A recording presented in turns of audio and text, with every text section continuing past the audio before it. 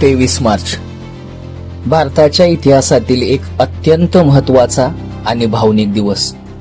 हा दिवस आपल्याला त्या वीरांची आठवण करून देतो ज्यांनी देशासाठी आपलं सर्वस्व अर्पण केलं.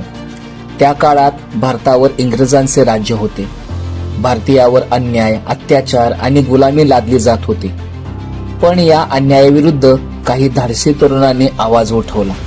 त्या वीरांमध्ये होते भगतसिंग, शिवराम राजगुरू आणि सुखदेव थापर. देशाच्या स्वातंत्र्यासाठी त्यांनी क्रांतीचा मार्ग स्वीकारला. त्यांच्या मनात एकच ध्येय होतं, भारताला स्वातंत्र्य मिळवून देणं.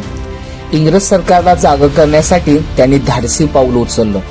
त्यांच्या कृतीमागे कोणताही स्वार्थ नव्हता, तर फक्त देशप्रेम होतं. या घटनानंतर त्यांना अटक करण्यात आली, तरीही त्यांच्या चेहऱ्यावर भीती नव्हती, तर देशासाठी काहीतरी केल्याचा अभिमान होता. जेलच्या कठीण परिस्थितीतही त्यांचा आत्मविश्वास ढळला नाही. त्यांनी शेवटच्या क्षणापर्यंत देशप्रेमाची ज्योत जिवंत ठेवली.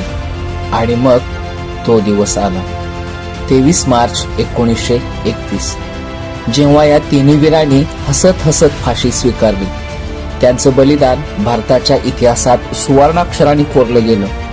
त्यांच्या त्यागामुळेच आज आपण स्वतंत्र भारतात श्वास घेत आहोत. आजही त्यांचे विचार, त्यांची शौर्यगाथा आपल्याला देशासाठी काहीतरी करण्याची प्रेरणा देतात. म्हणूनच या शहीद दिनानिमित्त आपण त्यांच्या आदर्शावर चालण्याचा संकल्प करूया. देशप्रेम, प्रामाणिकपणा आणि कर्तव्य भावना आपल्या आयुष्यात रुजवूया. त्या महान शहीदांना शतशः नमन. जय हिंद, वंदे मातरम.